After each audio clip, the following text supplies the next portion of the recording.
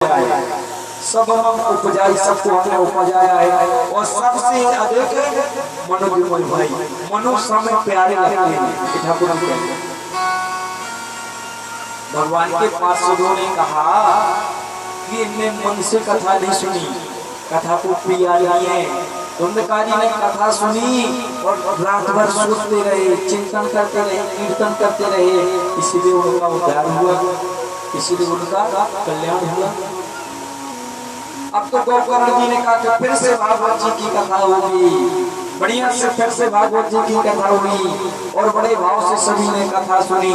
अब तो वैकुंठ धाम से सबके लिए विमान आ रहा है, लंडवारी में विमान आ रहा है। कौन कौन जानना चाहेगा? हाथ उठाओ। विमान आ रहा है भगवान के हाथ से, कौन कौन जानना चाहेगा? भैया बोलो, जानना चाहोगे भगवान के? हाथ उठाओ। अबे नहीं जाने, तो सोच रहा हूँ, बोले ऐसा उठाओ। हाँ, सबके लिए विमान आ रहा है, सभी विमान में भगवान के यहाँ आएंगे। भगवान की मिल जाए यार, आपको क्या चाहिए?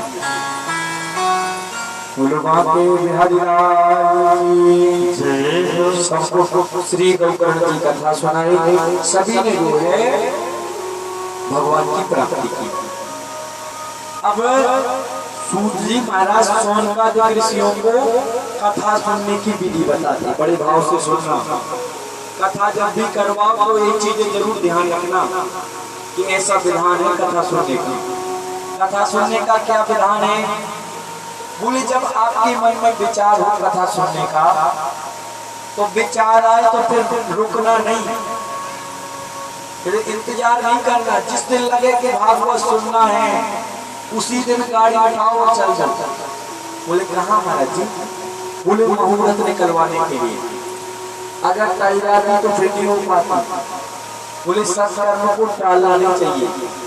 जिस दिन विचार करे कि भागवत सुनना है, सीधी गाड़ी उठाओ और चले जाओ व्यास जी के यहाँ। बोले रुक गए तो कल 2-4 साल निकल जाए, होते होते कल संजोग ही ना बने। बोले जिस दिन विचार आए प्रभु कृपा करें, विचार आते तो कृपा करें। भगवान ने कृपा की जब तो विचार आया। जिस दिन आपके मन में विचार आए तो पंडित जी के यहाँ जाए, जिनसे आपको कथा करवाना। और किनसे करवाना ये भी सुन लो। कथा करने वाले कौन होना चाहिए, कथा कहने का कौन अधिकारी है? तो कहे सूत जी महाराज, विरक्ता वैष्णवो विप्रो वेद शास्त्र विशुद्ध व्रतो दृष्टांता कुशलाधीरो। बोले क्या हो? ऐसे पंडित जी के पास जाओ कथा करवाने के लिए। बोले कौन पंडित जी? बोले विरक्ता वैष्णवो विप्रो। विरक्त हो किस चीज में विरक्त हो? बोले वो अपनी इंद्रियों से विरक्त हो। उसकी 10 इंद्रियां रहती, 5 कर्मेंद्रियां, 5 ज्ञानेंद्रियां। बोले वो अपनी इंद्रियों से विरक्त हो। इंद्रियों लोलुपता वाली ना हो, लोभी प्रकार का ना हो, लोलुपता कामी प्रकार का ना हो, क्रोधी प्रकार का ना हो। इन चीजों से दूर हो। काम क्रोध लोभ मोह का त्याग करें। जजमान और भक्ता विरक्ता वैष्णव, वैष्णव हो। वैष्णव का मतलब तिलक लगाता हो, उसकी चुदैया हो, वो जनेऊ पहनता हो। बड़े भाव से सुनना, एक एक चीज की भागवत जी में। बोले जनेऊ पहनता हो। और तो और भागवत जी में लिखा है लंगोटी धारण करने वाला है। जो व्यास हो वो लंगोटी धारण करे। लंगोटी धारण ना करे तो कांच लगा के पर्दे पहनिए। अगर कांच लगा के पर्दे पहनिए तो वो लंगोटी समान है। भगवत जी में लिखा है। ये नहीं कि लंगोट भी नहीं लगा, लुंगी लगा। जब बात नहीं जाएगा, बोले लुंगी लगा करके, लुंगी तो लोंगा लगाते हैं। बोले व्यास थोड़ी लुंगी लगाता है। बोले लुंगी लगाकर गद्दी पर ना बैठे, कांच लगाकर, धोती लगाकर बढ़िया छक्का छक्का। और क्या कहे? विरक्ता वैष्णवो, वैष्णव हो, कंठी पहनने वाला हो तुलसी जी की, जनेऊ पहनने वाला हो, बढ़िया जो है चंदन लगाए, दीक्षित हो, उसने दीक्षा मंत्र ले लिया हो। और फिर क्या लिखा है, विप्रो ब्राह्मण हो गए, लिखा है विप्रो, विप्री से ने सुनियो, जब विप्री से सुनो उनको होते कल्याण होते कल्याण। बोले देव हम शुद्ध कहेंगे क्योंकि हम स्पष्ट कथावाचक हैं ठाकुर जी, हमारे गुरु जी ने कहा है, हमारे गुरु जी की परंपरा है कि स्पष्ट कथावाचक हो, जो भगवत जी ने लिखा वो बताओ, इधर उधर की बातें मत करो, शास्त्र संबंधित बोलो। तो हमारे गुरु जी कह रहे हैं, भगवत जी कह रहे हैं, देवी जी के मुख से कथा नहीं सुनना चाहिए, जो स्त्री लेडीज के मुख से कथा सुनता है उसे और गौ हत्या भी पाप माना गया, क्योंकि इन नियमों में एक भी नियम नहीं है, अपराध लगता है। वैष्णव विप्र हो गए और देवी जी हरे ना हो गए, उनसे कथा नहीं सुनना चाहिए, ध्यान रखना। व्यास गद्दी पर ब्राह्मणी बैठे, कितनी हो गई, सती अनुसुईया हो गई, मंदोदरी हो गई, कितनी हो गई, उनने तो कभी कथा नहीं की है। ये व्यापार के रूप में धन कमाने के चक्कर में कथा करते, ऐसा ना हो, ये ध्यान रखना।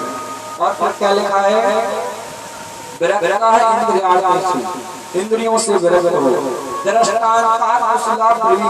दृष्टांत देने में कुशल हो, दृष्टांत दे के भी समझा सके अपने श्रोताओं को कि भैया ऐसा है, और फिर ऐसे व्यास को खोज ले, और खोजने के बाद फिर जो है मुझसे निवेदन करेगा कि महाराज जी अब मुहूर्त निकालिए, हमें कथा सुनना है, आप अपने पत्र में मुहूर्त निकलाइए, जो पंडित जी की मुहूर्त बताएं उसी मुहूर्त में कथा कहना चाहिए, होना चाहिए। अपने मुहूर्त से ना चलो कि हमें इस समय खा लिए, कोई नहीं, जो ब्राह्मण मुहूर्त निकाले उसी मुहूर्त में कथा का। अब कथा का मुहूर्त निकले आया तो अब कथा में धन कितना खर्च हो, पैसा कितना खर्च करना चाहिए कथा में, तो लिखा है जितना हम बिटिया के विवाह में धन खर्च करते हैं, अपनी बिटिया का विवाह करते हैं ना, जितना हम बिटिया के विवाह में धन खर्च करते हैं उतना हमें भागवत जी में धन खर्च करना चाहिए। बोले महाराज जी बिटिया का विवाह क्यों लिखा, बोले बिटिया का विवाह इसलिए लिखा है कि बिटिया का विवाह एक साधारण पुरुष भी करता है, जिसके पास 10-20 हजार रुपए रहते वो भी विवाह करता, और बिटिया का विवाह एक बड़ा आदमी भी करता, जिसके पास 30-40 लाख रुपए रहते वो भी विवाह करता। तो बिटिया का विवाह तो वही है, चाहे 40 लाख खर्च करो चाहे 20 हजार खर्च करो, हाँ तो वही रहेगा, और विवाह के मंत्र तो वही रहेंगे, पंडित जी तो वही रहेंगे, चाहे बड़ी चौड़ी गुलामी पढ़ने पहले और प्रेस कपड़े कपड़ा, मगर मंत्र तो वही रहेंगे, मंत्र तो नहीं बदले जाएंगे। तो बोले जो सामर्थ्यता है आपकी, जितनी आपकी सामर्थ्यता है, आप अपनी सामर्थ्यता से कथा करवाइए। महाराज जी से कहते हैं महाराज जी हमारी ये सामर्थ्यता है, ऐसा नहीं और अन्यत्र देने के लिए है, कथा के लिए नहीं। बोले सब अन्यत्र चीजों में लगाओ तो कथा में भी लगाओ, ये नहीं कि बड़े नियम को दे हुए है कथा में नहीं, इसलिए नहीं, ये गलती। तो जब उनको देने के लिए तो कथा में भी लगाने के लिए होना चाहिए, ये सार्थकता बात है। अब तो इसके बाद मुहूर्त निकल आया, और मुहूर्त निकलवाने के बाद क्या कहे उसी डेट में कथा हो, तो कथा में क्या नियम है कि बोले कैसे सुनना चाहिए, लिखा है कि घी पीकर के भागवत सुनना चाहिए। महाराज जी घी पीकर सुनेंगे तो बीमार हो जाएंगे, नहीं सुन पाएंगे, तो फिर दूध पी करके कथा सुनो, दूध पी करके भी नहीं सुनेंगे, तो भैया फलाहार करके कथा सुनो, फलाहार करो चकाचक और फिर कथा सुनो। महाराज जी फलाहार करके भी मन नहीं लगता तो फिर क्या करें, बोले भैया तो फिर जो है भोजनम तो बराबर मने कथा विघ्न करो।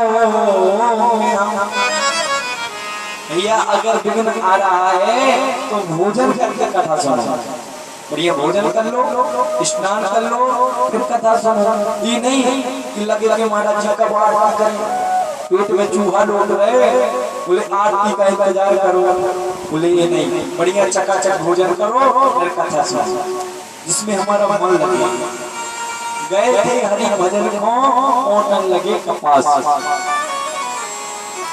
बोले भूखे भजन न होए गोपाला, भूखे भजन न होए गोपाला, रख लो अपनी कंठी वाला, भूखे भजन न होए गोपाला, रख लो अपनी कंठी वाला, भूखे भजन न होए गोपाला, रख लो अपनी कंठी माला।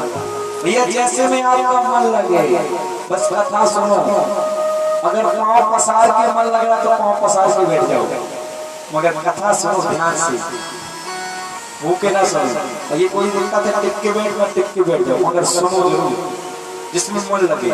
और बोली साधना ये है कि जब तक महाराज पूर्ण कथा ना हो, जब तक हवन इत्यादि ना हो, तब तक छोड़ कर मना करवाए, दाढ़ी ना बनवाए। आजकल तो हम लोग देखो तो रोज वोट कर रहे फिर गर्दी पे बैठ रहे, बोले दाढ़ी ने बनवाए, ने जजमान ने बक्ता दोनों को दाढ़ी नहीं बनवाना चाहिए, छोड़ कर्म वर्जित, छोड़ कर्म नहीं करना चाहिए। तीसरी बात में कहा है कि नाखून इत्यादि भी नहीं काटना चाहिए, ध्यान से सुनना, नियम है भगवती की। बोले नाखून नहीं काटना चाहिए, बन सके तो जमीन में सोए, बन सके तो तेल साबुन भी ना लगाए, बन सके तो चप्पल भी ना पहने, भाई सामर्थ्य है जितना बन सके, नियम है नहीं कर सकोगे। जैसे डॉक्टर परहेज बताता है, जितना परहेज करोगे उतनी जल्दी ठीक हो जाओगे। बोले जितना नियम पालोगे उतना ही लाभ मिलेगा। ब्रह्मचर्य